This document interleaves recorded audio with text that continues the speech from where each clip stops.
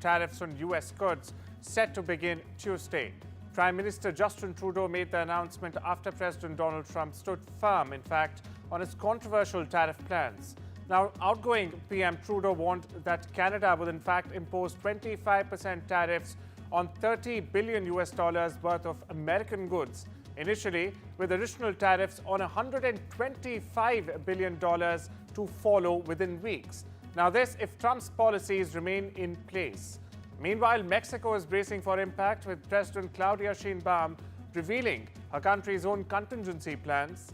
We have a plan B, C and D, Sheinbaum stated, signaling that the country, in fact, is ready for whatever Trump throws their way.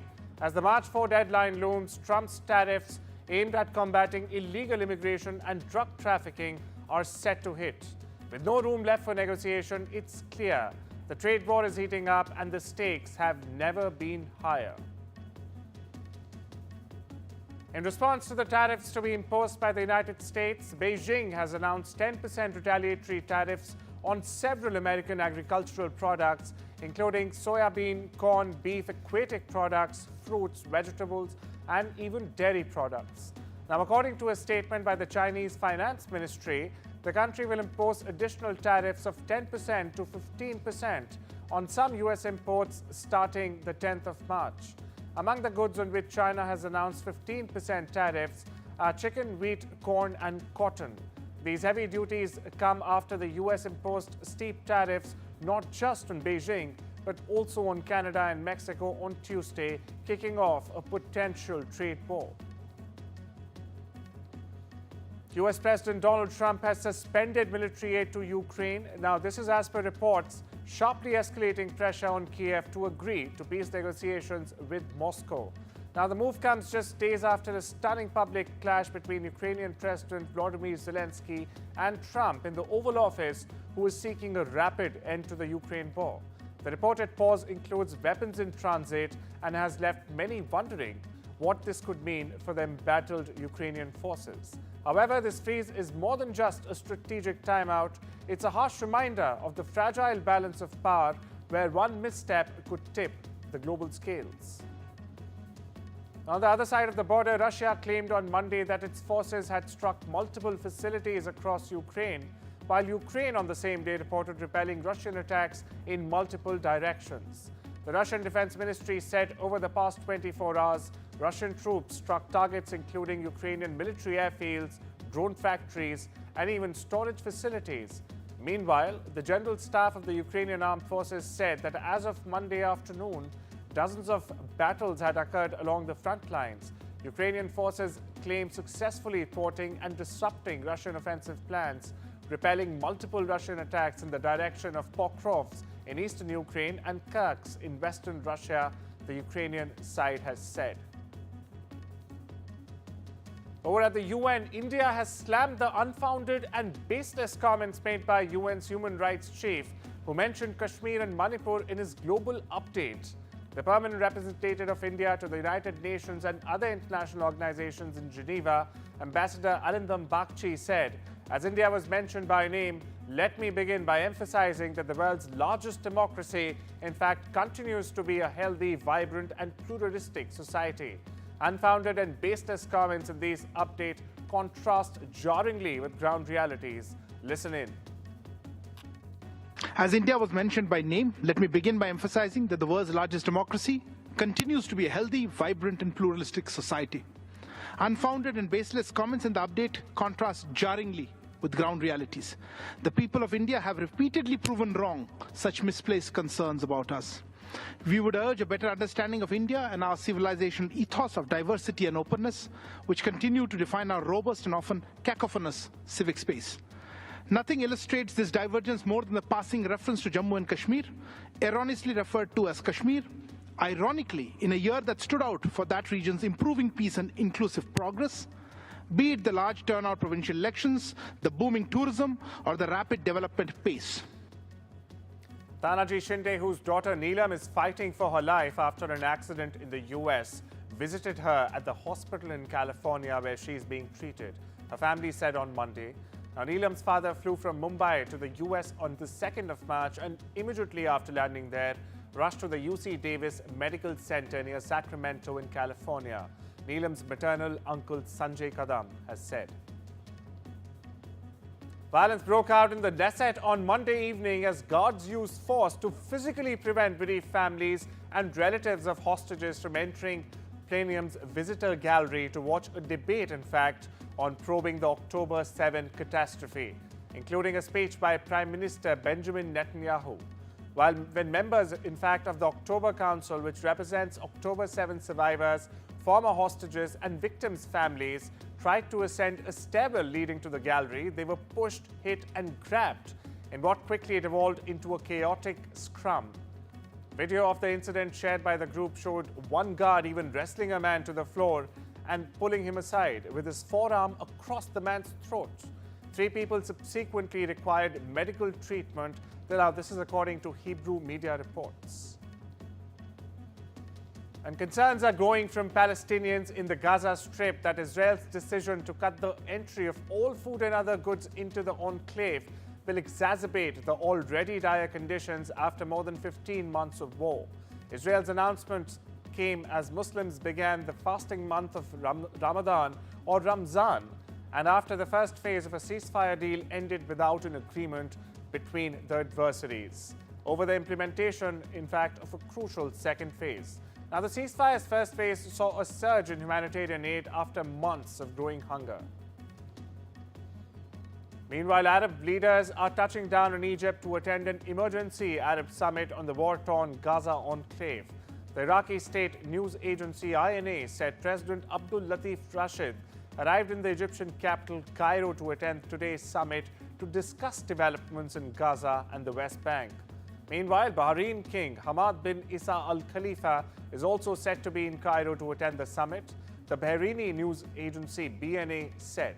Meanwhile, Kuwaiti Crown Prince Sabah Al Khalid Al Sabah will fly to Cairo on Tuesday to lead his country's delegation to the summit, the state news agency KUNA reported. Meanwhile, Syrian President Ahmed al-Shara is also expected to lead the country's delegation to the Arab summit.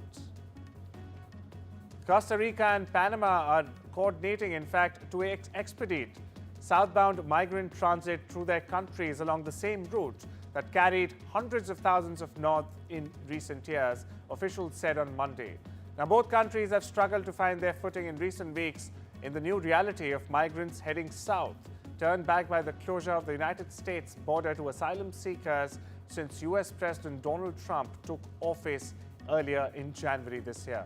Now, the security ministers from both countries, in fact, met on Monday at a border post between Nicaragua and Costa Rica, where southbound migrants will board buses to a Costa Rican government facility at the Panama border. From there, Panama will bus them to its Darien province, which borders Colombia.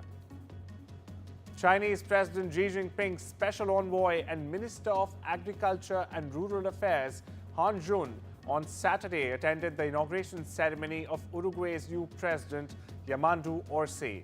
On Sunday, Orsi met with Han at the presidential palace, where he conveyed Xi's cordial greetings and best wishes to the newly elected President Orsi. The U.S. Senate voted Monday to confirm former wrestling executive Linda McMahon as the nation's education chief.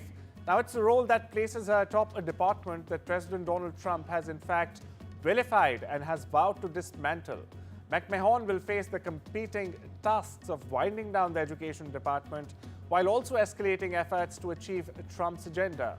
Now, this as Trump has promised to shut down the department and has said that he wants McMahon to put herself out of a job. The Senate voted to confirm McMahon 51-45. Meanwhile, listening to what Democrat Chuck Schumer had to say on the appointment.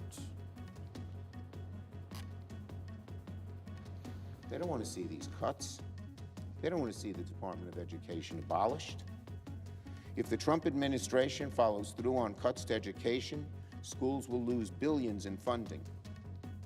Commerce and Industry Minister Piyush Goyal embarked on an unscheduled visit to the U.S. to initiate negotiations, in fact, for the bilateral trade agreement which the two countries aim to sign by the end of this year. During his week-long visit, Mr. Goyal, in fact, is likely to formally start the negotiations on a bilateral trade agreement, which was announced during Prime Minister Narendra Modi's visit to the US in mid-February. Subsequently, the negotiation will be taken forward by the officials of the two sides.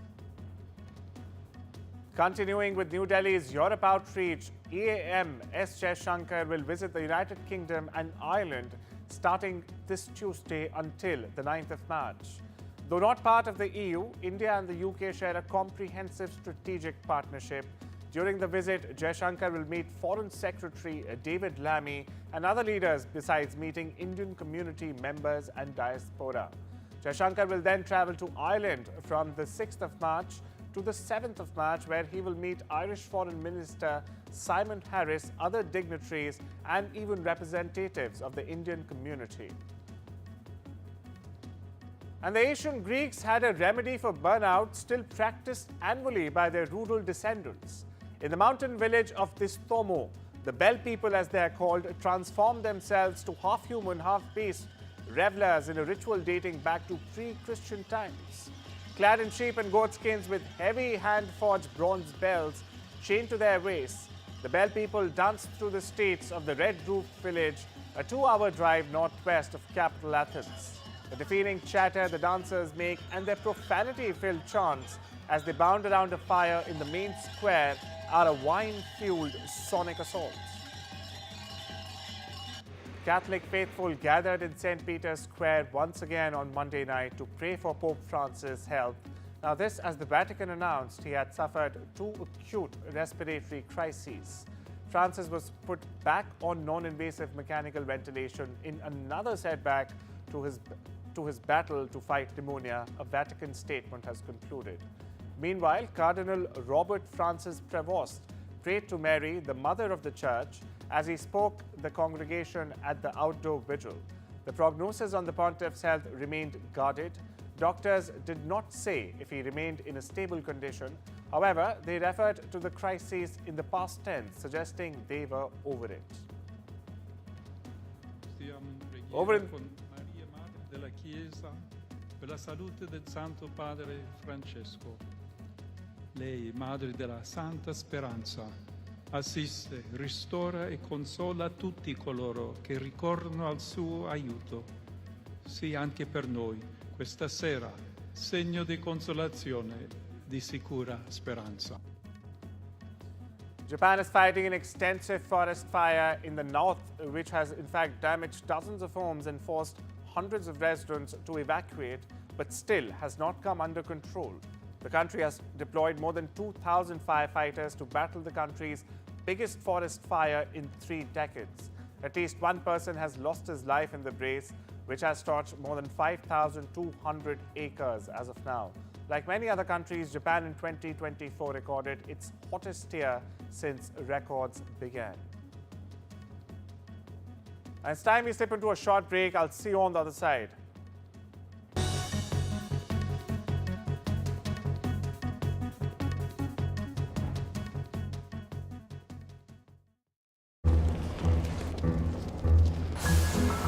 I have a life too, Bill. Who had the calamari? It was full of table. I didn't eat any calamari, so I'm not paying for any calamari. What are you, 7? That's for crumpets, sweetheart. Our relationship with money is formed from a young age. That's why our expert team is here to help you take control of your money today. Barclays, make money work for you. I like that, I want that, I need that. Gimme, gimme, gimme, gimme, gimme, gimme some of that. Ooh la la. Gimme some of that. Ay, ay, ay. Gimme some of that. Ooh, gimme some of that. Gimme some of that. Gimme some of that. Gimme some of that. On Sunday. The McCrispy. On my way. Gimme some of that. Gimme, gimme, gimme. Too good to ignore. Good day. Gimme some of that. Someone's happy. Get that lucky cow feeling with luckycowbingo.com/bingo. The site that's bursting with beautiful bingo games. 75 ball bingo. Even 90 ball bingo. Fill your bingo boots today. Get that lucky cow feeling at luckycowbingo.com/bingo or download the Lucky Cow Android app from the Play Store. Ladies and gentlemen, Britain hasn't been so great of late because the country hasn't been eating enough Weetabix. Makes sense. I've been eating croissants. To whoever's in charge of fixing potholes, VAR, and drivers who park like this, we must say, have you had your Weetabix? If you won't do it for you, do it for your dog, who's upset you didn't hear his whining. Book a free hearing test at bootshearingcare.com.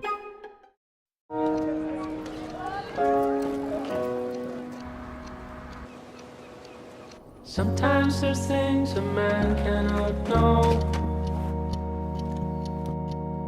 Engines won't turn and the train won't leave.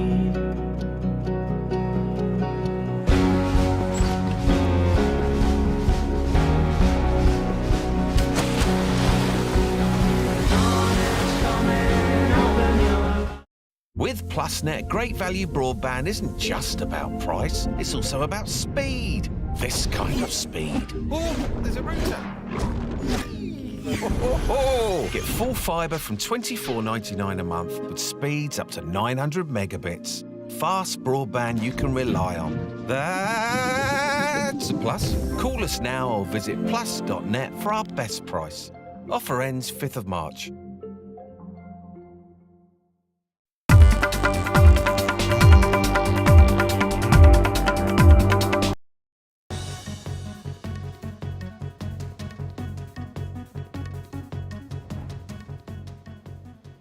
Welcome back. You're watching the World Report on NDTV. I'm Arjun, Samar, Mahendran.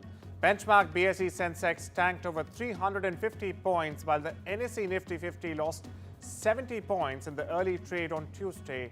Now, this after US President Donald Trump said his proposed tariffs on Canada and Mexico would go into effect as planned earlier. The Sensex lost 0.45% to 72,753, while the Nifty fell 0.64% to 21,979. Meanwhile, all 13 major sectors logged losses at the open, while the broader small and mid caps fell about 1% each.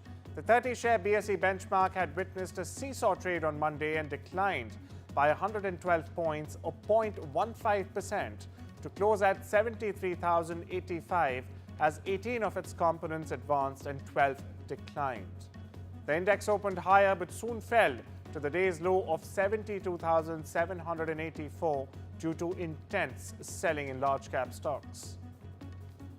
Meanwhile, stocks slumped and bond yields slid on Tuesday across Asia as investors braced for an imminent escalation in a global trade war with new US tariffs on Canada, Mexico and China set to go into effect within hours. The US dollar remained depressed, with sterling holding close to a one-and-a-half-month-long high, and the euro also firm as European leaders drew up a Ukraine peace plan to present to Washington. Crude oil wallowed near 12-week close, and Bitcoin languished around $86,000 after erasing the surge to the cusp of $95,000 that started the week. Speaking of Bitcoin, the world's biggest cryptocurrency, in fact, backpedaled on Monday after an early rise following US President Donald Trump's weekend proposal for a national strategic reserve of cryptocurrencies. Optimism on digital currencies after Trump's Sunday post on Truth Social turned to caution. Now, this as market participants await more details about his crypto initiative. The world's largest cryptocurrency, as we mentioned, Bitcoin, rose 2.4% from Friday's levels to $86,292, but was down 8% from Sunday. Trump said his January executive order on digital assets would create a stockpile of currencies, including Bitcoin, Ether, XRP, Solana, and Cardano. The names had not been previously announced.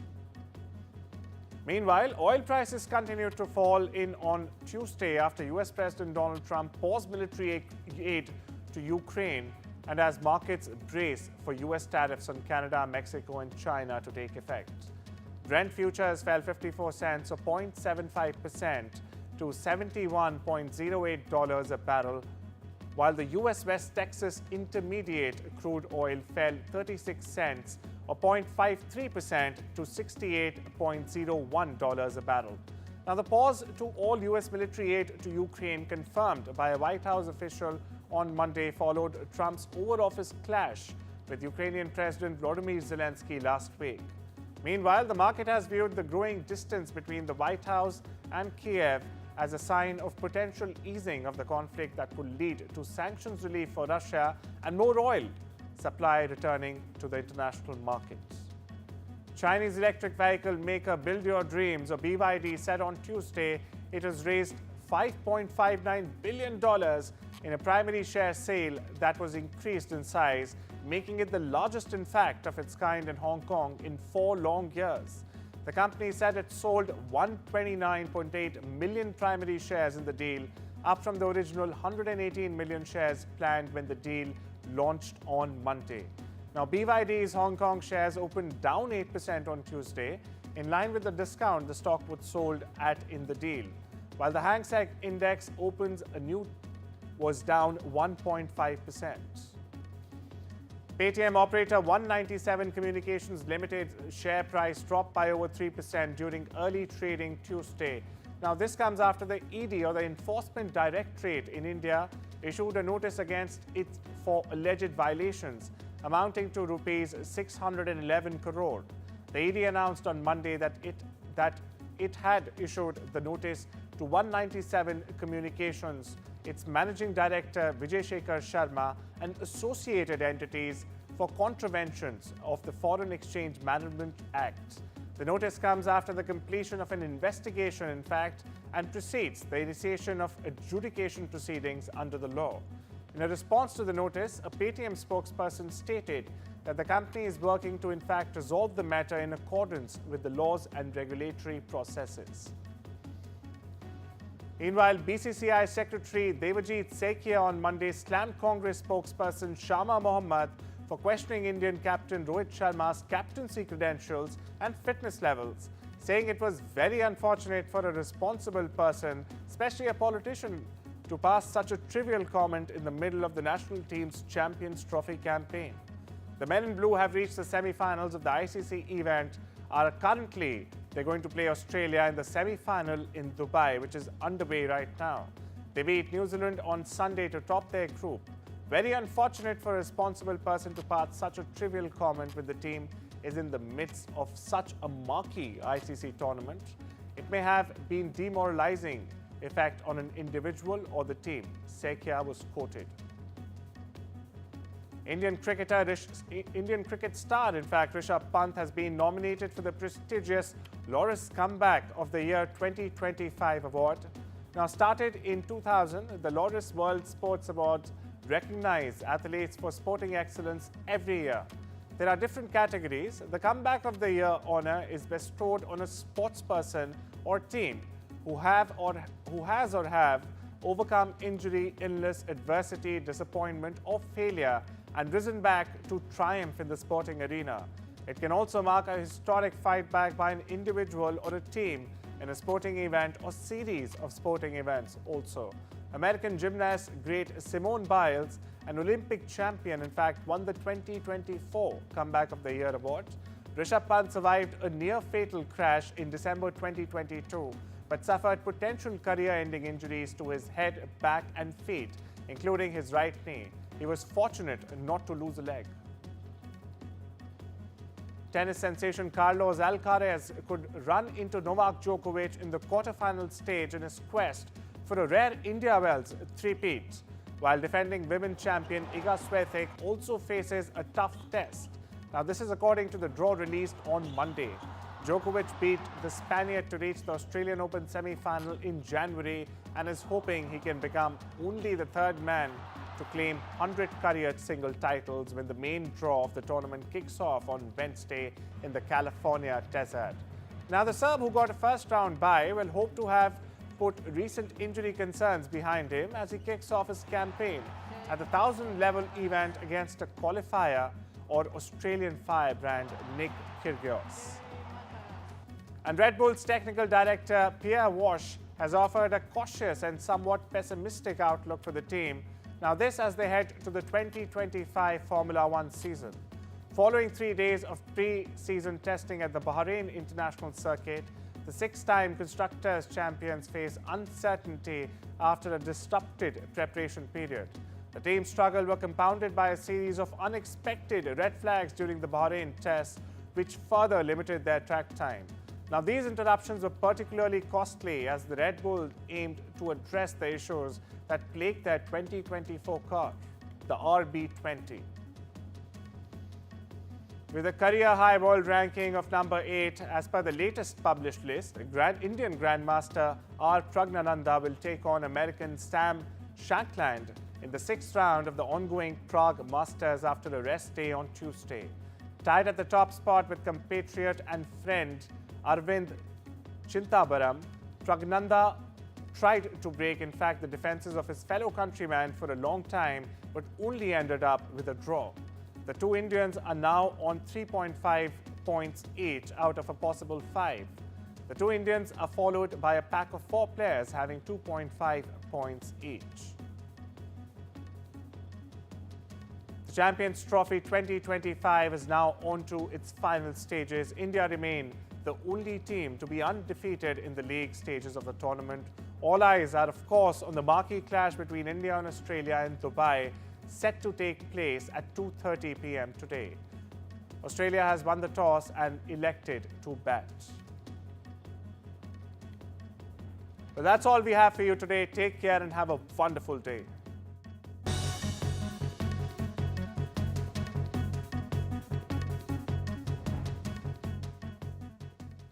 Big deals now on. Get £50 off this Hotpoint 10kg washing machine, now $369. Shop now at ao.com.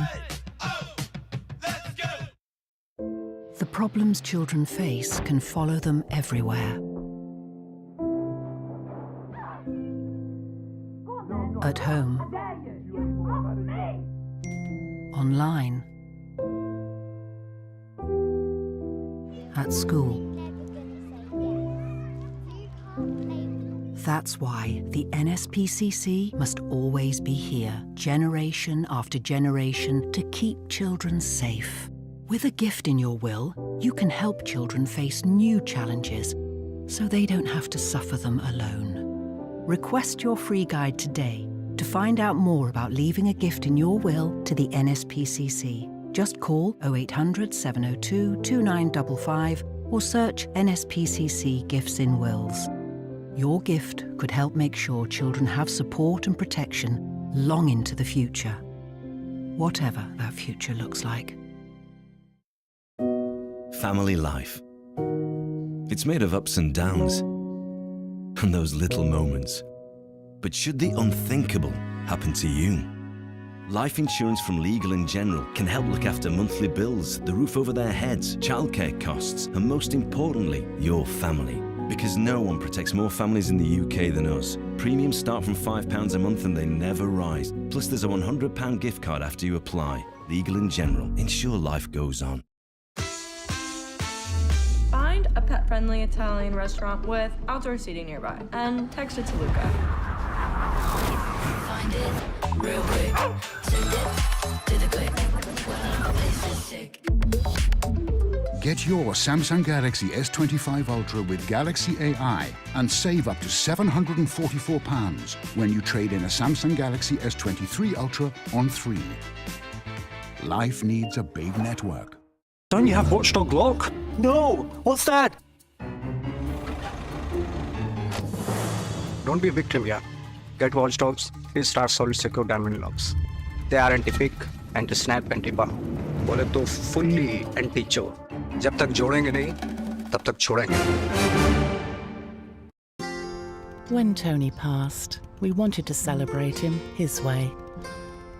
All he ever spoke about was bite this, bite that. I'll never forget our first date. Huge grin on his face as he rode up on that big noisy thing. And that's exactly the way he'd want to be remembered. At Co-op Funeral Care, we know everyone is different. That's why we offer funeral plans to funeral services that are personal, every step of the way.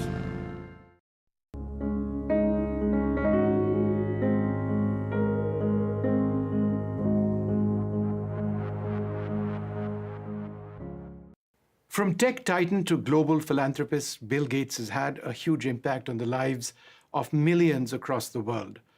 As the co-founder of Microsoft, he's in a sense defined what personal computing has been for all of us.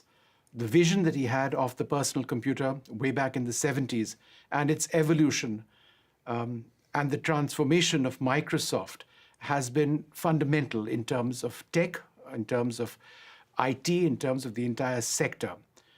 And it's time now for Mr. Gates to pen his thoughts down, which is why he's come out with this.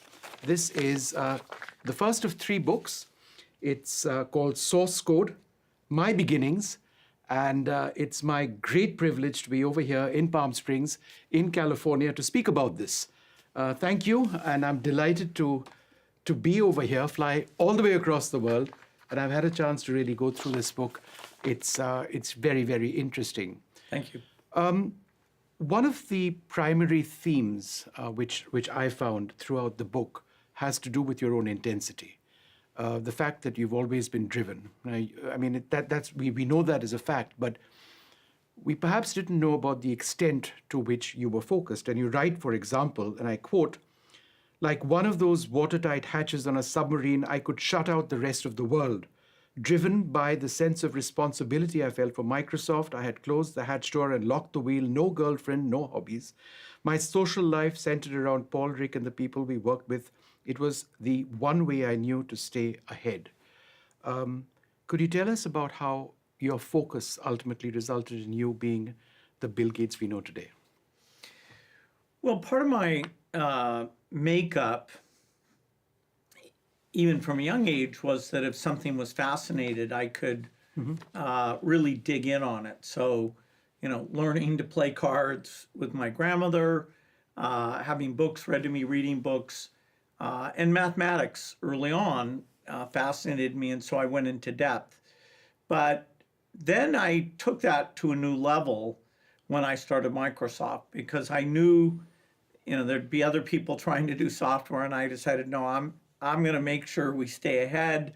I was always kind of worried somebody else would do well, and so during my 20s, I was really monomaniacal, not only using that ability to focus, but kind of making sure that software